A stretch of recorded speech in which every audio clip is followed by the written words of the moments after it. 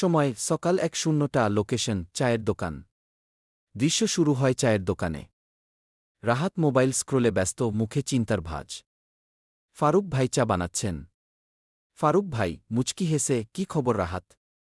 আজকে তো তোকে দেখলে মনে হচ্ছে জাতীয় বাজেট ভাবতেছিস। রাহাত একটু বিরক্ত, বাজেট না ভাই, জীবনটাই বাজেটের বাইরে চলে গেছে। ৫টা সনদ আছে, তাও চাকরি পাই না। ফারুক ভাই চা বানাতে বানাতে, আর আমি ৫ বছর ধরে এই দোকানে আছি, একটা সার্টিফিকেটও নাই। কিন্তু সবাই আমাকে কি ইন্ডাস্ট্রিয়াল চা ইঞ্জিনিয়ার খেয়ে ভাবে।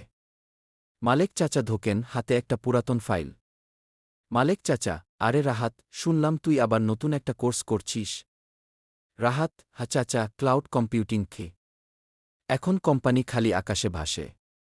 মালেক চাচা মুচকি হেসে, আকাশে ভাসিস ভালো, কিন্তু নিচে পা রাখবি কবে? ফারুক ভাই, চাচা ঠিকই কয়। এখনকার তরুণরা ভাষা ভাষা জ্ঞান রাখে, কিন্তু চায়ের কাপ ধরতেও ভয় পায়। এই মুহূর্তে সুমি দোকানে আসে, হাতে ফাইল। সুমি, আসসালামু আলাইকুম ভাইয়ারা। সবাই, ওয়ালাইকুম সালাম। সুমি, রাহাত ভাই, শুনলাম আপনি এখন ফ্রিল্যান্স কনসালট্যান্ট। রাহাত গম্ভীর ভঙ্গিতে, এখন আমি পার্সোনাল ব্র্যান্ড ও বিল্ড করছি। মালেক চাচা, আগে ছিলাম আত্মজীবনী, এখন হইছি কি ব্যক্তিগত প্রতিষ্ঠান। ফারুক ভাই, ব্র্যান্ড তো অনেক দূরের কথা, তুই এখনও নিজের জামা নিজেই ইস্ত্রি করতে পারস না।